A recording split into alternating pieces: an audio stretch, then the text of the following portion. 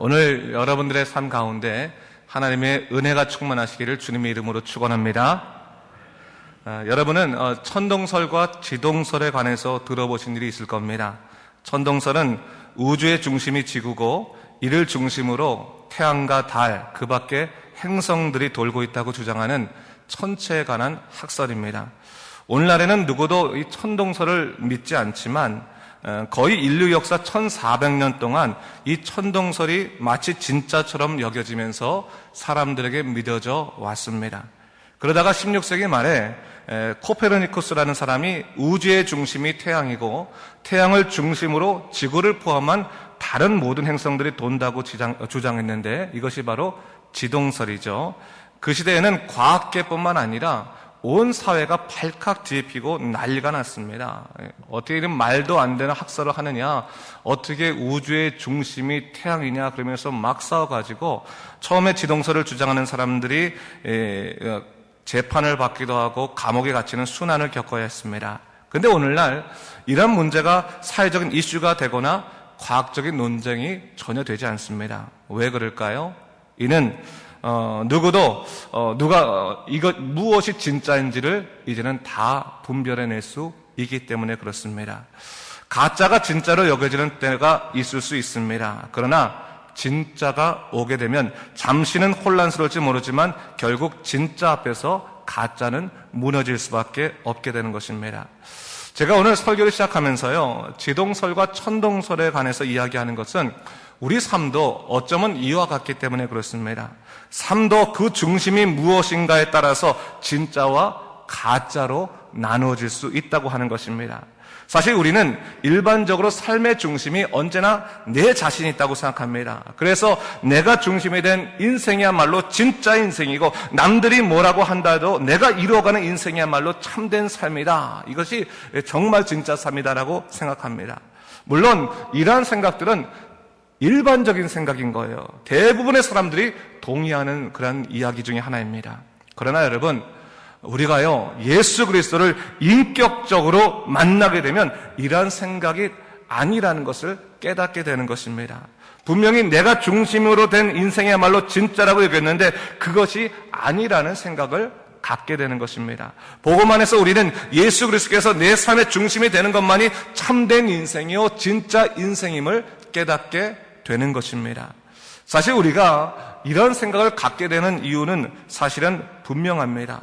예수 그리스도를 인격적으로 만나고 보니까요, 내가 얼마나 구원받을 자격이 없는 죄인이었는지를 깨닫게 되고 그로 인해서 모든 것이 다 주님의 은혜로 되었음을 고백할 수밖에 없게 되는 것입니다.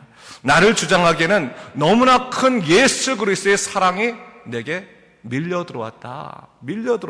그것을 생각하게 되는 것이죠. 며칠 전에요, 제가 인터넷을 보다가 2011년도 기사를 링크해 놓은 것을 보게 됐어요. 요즘 그 기사가 많이 있는 것 같아요. 여러 사람들이 그것을 링크를 많이 놨어요. 이게 뭐냐면 이재철 목사님에 관한 그런 이야기인데 2011년도에 신학생 멘토링 컨퍼런스라는 것이 열렸답니다. 그때 100주년 기념교회 담임 목사이신 이재철 목사님이 이렇게 오셨는데 그분이 한국교회에서 참 이 여러 가지 영성에 대한 부분이나 그 밖에 여러 가지 리더십에 대한 부분들을 많이 강의하시지 않습니까? 근데 그곳에 온 사람 중에서 한 20명 정도 남집한 교인들과 더불어서 개척교회를 하는 참가자가 왔다는 거예요. 와서 이제 질문을 좀 이제 강의가 끝나고 질문을 하는데 막 눈물을 발칵 이제 눈물을 쏟아냈다고 그래요. 그가 말하기를 저는요 이재철 목사님의 책을 한 권도 빠짐없이 다 읽었습니다. 근데 책을 다 읽고 마지막 장을 덮을 때 드는 생각은 뭐냐면 십자가가 저렇게 높은데 어떻게 올라갈 수 있나라고 하면서 생각을 하게 되고 그러면서 울더랍니다. 근데 그 이야기를 들은 이재철 목사님이 잠시 생각하더니 어렵게 자기 인생을 반추하는 이야기를 그렇게 하셨다 그래요. 아마 그랬던 것 같아요. 이분은 당시야말로 능력 있는 목사고 큰 교회 목사이기 때문에 잘 되지만 나처럼 20명 남짓한 이 개척교회 목사는 얼마나 힘들겠습니까? 이게 정말 우리 길입니까? 내 길입니까? 아마 그것을 말했던 것 같아요. 그랬더니 이재철 목사님이 이렇게 얘기했다고 합니다. 나는 허랑방탕한 알코올 중독자의 도박 중독자였습니다. 말이 하나에도 손을 댔습니다. 윤리적으로나 도덕적으로 도저히 저는 목사가 될 수 없는 무자격자였습니다. 그러나 주님께서는 당신의 보혈로 저를 구원해 주셨을 뿐 아니라 저를 당신의 종으로 세우셨습니다. 주님께서 많이 탕감받은 자는 많이 사랑하고 적게 탕감받은 자는 적게 사랑한다고 말씀하지 않으셨습니까? 저는 세상에서 가장 많이 탕감받은 사람입니다. 그래서 이렇게 살 수밖에 없고 죽도록 주님께 충성할 수밖에 없는 것입니다. 그렇게 말하면서 이철 목사님도 또 같이 눈물을 흘렸다 그래요. 그러면서 이런 말을 덧붙였다고 합니다. 우리의 목회의 동기와 출발점이 내가 아니고 그분이 된다면 이렇게까지라도 해야 합니까? 라고 물을 것이 아니라 이 길 외에 어떤 길을 가겠습니까? 라고 물어봐야 합니다. 그렇게 얘기했다 그래요. 여러분 그런 것 같아요. 믿음 생활이라고 하는 것은 하나님의 전적인 은혜로 내게 주어진 것 아니겠습니까? 우리가 이 길 외에 다른 어떤 길을 갈 수 있겠습니까? 주님의 사랑이 우리에게 임한 그 순간에 우리에게 선택권이라는 것이 없어지는 거예요. 오직 그 길만이 진리의 길이기 때문에 그 길로 걸어갈 수밖에 없는 것입니다. 우리는 오늘날 신앙생활하면서 마치 열심을 다해야 인생의 또 하나의 과제를 해갈 수 있다라고 신앙생활을 그렇게 여길 때가 있습니다. 그래서 무언가 이루어지는 것 같으면 스스로 뿌듯해하기도 하고 무언가 잘 안 되면 스스로 모든 것을 그만두고 싶다는 그런 마음들이 사실 우리 마음속에 얼마나 많이 드는지 모릅니다. 그러나 분명한 것은 우리가 스스로 자부하는 내 열심보다 하나님께서 나를 위해서 희생하신 주의 열심이 훨씬 더 크고 내가 자랑하는 내 의가 주님께서 값없이 주시는 은혜와 절대로 비교할 수 없음을 우리가 분명히 알아야 합니다. 저는 이번 주간에 여러분들과 가장 고귀한 만남 예수 그리스도에 대해서 좀 이야기하고자 합니다. 전 설교를 준비하면서 그런 질문을 저에게 개인적으로 던져봤어요. 내 인생에 있어서 가장 고귀한 만남은 누구일까? 한번 생각해 봤어요. 근데 답이 그렇게 어렵지 않게 나와요. 쉽게 나옵니다. 왜입니까? 제게도 나 같은 죄인 살리신 예수 그리스도의 만남이 가장 크기 때문에 그렇습니다. 예수님과의 만남, 그 고귀한 만남은 세상 어떤 사람과의 만남과도 비교할 수 없는 큰 만남이기 때문에 저는 예수님을 가장 먼저 뽑을 수 있습니다. 근데 여러분, 제가 처음부터 이런 고백을 할 수 있었던 것은 아니었어요, 사실은. 저도 어릴 적부터 교회를 다녔지만 내 인생에 깊이 있는 만남은 어떻게 할 수 없는 인생의 무력감과 고통 속에서 하나님 앞에 내 자신을 내어놓으면서 하나님 만나주시면서 시작된 것이라는 사실이죠. 어떻게 보면 무력감으로 시작된 기도가 어느 순간 내 죄를 자복하는 회개의 기도로 바뀌었고 한참이나 내 죄를 자복하고 나니까 그 순간 나를 용서하시고 새롭게 하시는 내 인생의 주인 예수 그리스도를 내 삶의 중심으로 모시는 그 고백의 기도를 할 수 있게 되었던 것입니다. 그리고 나서 삶을 보는 눈이 달라지더라고요. 이전의 삶이 진짜인 줄 알았는데 열심히만 살면 되는 건지 알았는데 그게 아니구나. 열심히만 산다고 되는 것이 아니라 하나님 뜻대로 사는 것이 진짜 삶이구나라는 것을 깨닫게 된 거예요. 그러면서 제가 목사를 하게 되면서 그거 하나는 내가 분명하게 전해야겠다. 제가 사실은 목사가 좀 신학교를 가긴 했지만 늦게 좀 되려고 막 그랬었습니다. 왜냐하면 세상에 교회가 이렇게 많이 있는데 그중에 교회 하나 더 한다고 해서 무슨 의미가 있을까라는 생각을 해봤어요.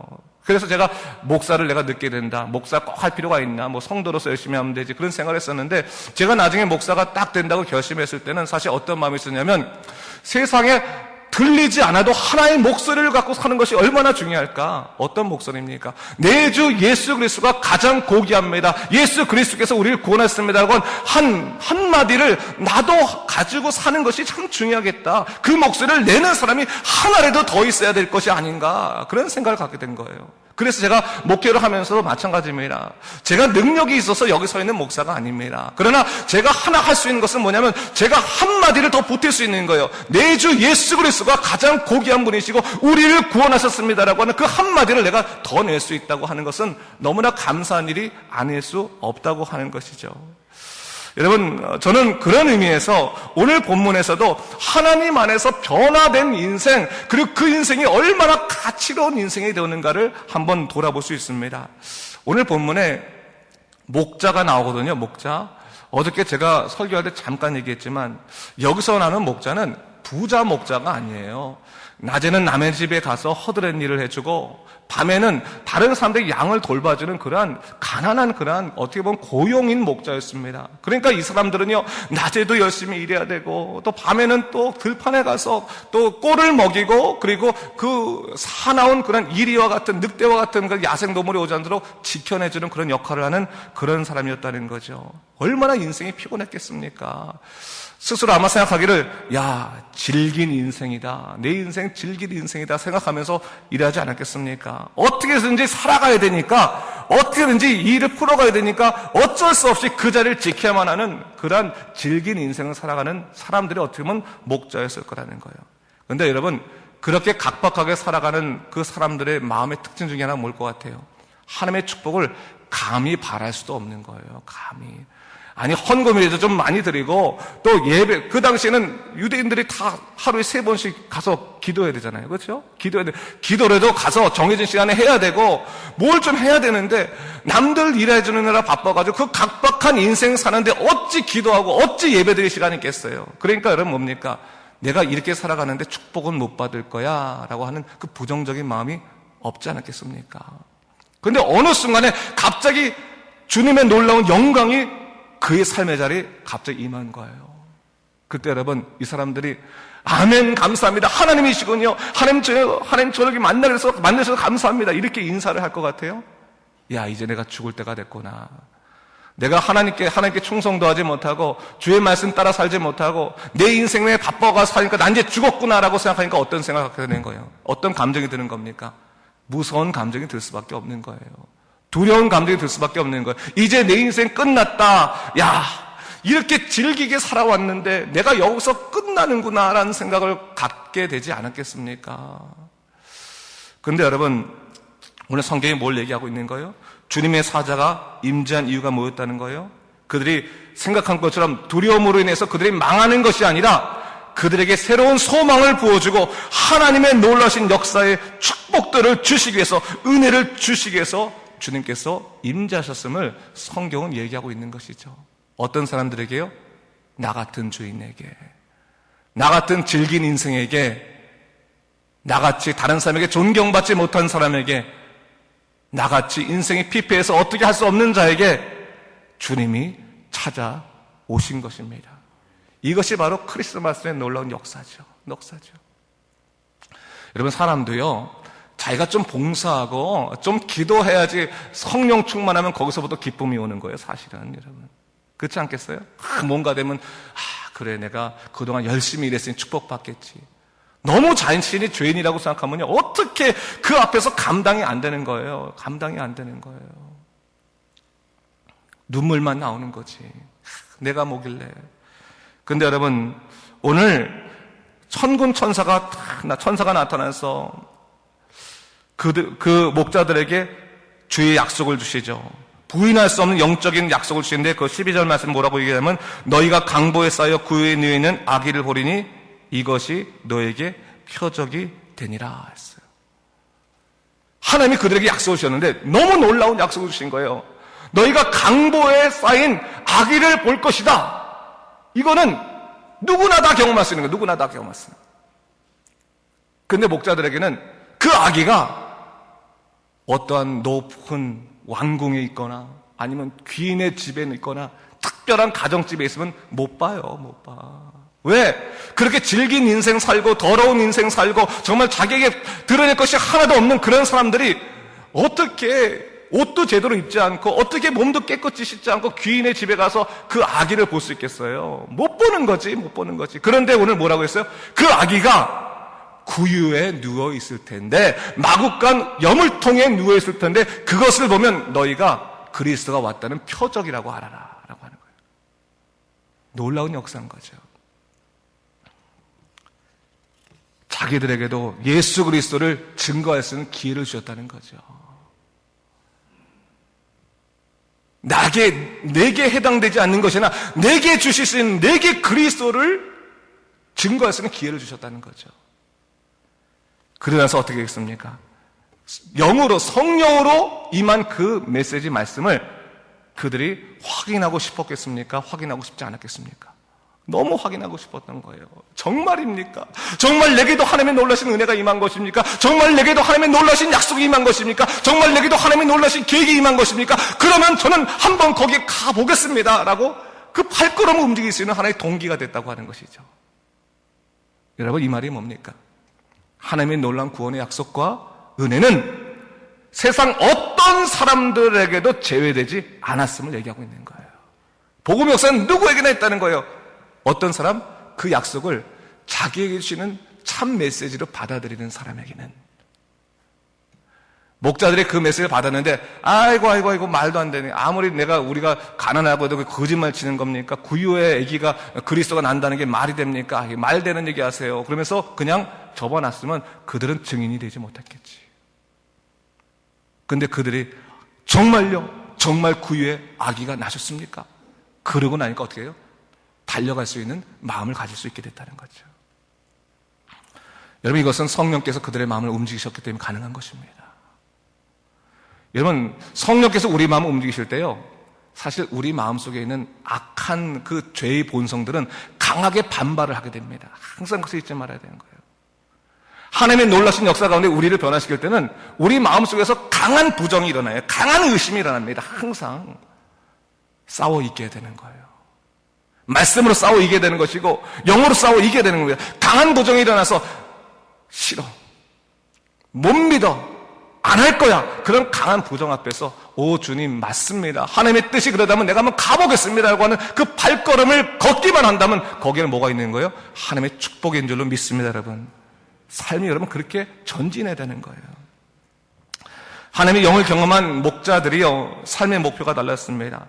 그들은 뭐예요? 당장 하나의 첫 번째 목표, 이 땅의 구원자로 오신 예수 그리스도를 경배하자. 그래서 그들은 경배하러 간 것입니다. 그리고 뭡니까? 거기에는 마리아와 거기는 모인 사람들에게 그리스도를 증거하는 증인의 역할을 했다는 거죠. 증인의 역할을 했다는 거죠. 두려움에 휩싸였던 그 목자들이 확신에 차서 예수 그리스도를 증거하고 있는 것을 볼 수가 있습니다. 여러분, 20절 말씀만 우리 같이 한번 읽어보겠는데 20절 말씀 한번 같이 읽겠습니다. 시작. 목자들은 자기들에게 이른 바와 같이 듣고 본 그 모든 것으로 인하여 하나님께 영광을 돌리고 찬송하며 돌아가니라 했어요.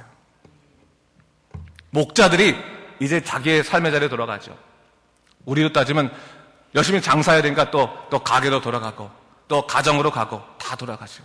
근데 옛날과는 다른 거예요. 옛날에는 두려움을 갖고 살았어요. 옛날에는 속상함을 갖고 살았어요. 옛날에는 절망을 갖고 살았어요. 옛날에는 세상의 욕심을 갖고 살았어요. 옛날에는 남들을 향한 미움을 갖고 살았어요. 그런데 그들은 이제부터 어떻게 산다고요? 찬송하는 삶으로 바뀌고 경배하는 삶으로 바뀌었다는 것을 얘기하고 있어요. 무엇 때문에요? 그들이 보고 들은 것 때문에 그랬다는 거예요. 여러분, 하나님을 사모하십시오. 제가 대강절 때 가장 고귀한 만남 예수 그리스도라고 얘기하는 이유가 있습니다. 이 세상에는 너무나 많은 만남이 있습니다. 여러분, 오늘 여기 와서 만난 것도 다 만남이잖아요. 그렇죠? 만남이고, 가면 사람 스쳐가는 만남이 있고, 수많은 만남이 있고, 어떤 사람은 정말로 평생을 기다려왔는데 그 사람이 나를 비행기 타고 와줬다고 그러면 얼마나 감사한 만남이 있겠습니까? 또 어떤 만남은 정말 보기 싫은 만남이 있을 수 있잖아요. 그래서 저 사람 만나면 만나기 싫어가지고 도망가는 경우도 있고, 그런 만남 다 있을 수 있잖아요. 그 수많은 만남들 가운데에서 여러분들이 소망하는 만남이 무엇인지만 알게 되면 그것이 고귀한 만남이 될 줄로 믿습니다. 누구여야 되는가? 예수 그리스도여야 된다는 거예요. 만남이란 말은요, 단순히 한번 만나고 끝나는 것이 아니라 친밀함을 의미하는 거죠. 만남이 자꾸 계속되면 뭐예요? 친밀해지면 신뢰가 아주 돈독해지는 것이죠. 하나님 매일매일 구하십시오. 말씀을 보시면서 예수께서 하신 역사를 갖다 계속 보시고 기도하시면서 하나님을 구하십시오. 예수님을 구하십시오. 언제 하나님을 구하면 그 만남 가운데서 여러분들 가운데 충만한 놀라운 역사가 일어나고 예수님이 주시는 놀라운 역사의 은혜가 시작될 것입니다. 그리고 예수님께서 보고 듣는 것으로 인해서 여러분들에게 찬송하며 경배하는 삶을 허락해 주실 것입니다. 오늘 아침 말씀을 마치도록 하겠습니다. 대강절 아침 특별 기도회 우리 시작하는데 여러분, 가서 오늘 못 오신 분들, 여기 오신 분들은 내일부터 또 빠지지 마시고 끝까지 오셔야 되고 다 오라고 그러세요. 다 오라고. 아침 기도에 뭐 가서 뭐하냐, 다 오라고 그러세요. 다 오라고 그래 같이 듣길 원합니다. 같이 말씀을 나누길 원합니다. 근데 오늘 성경 말씀에 이런 말씀하시죠. 14절에 호련히 천군 천사가 나와서 하나님 찬송하는데 뭐라고 말합니까?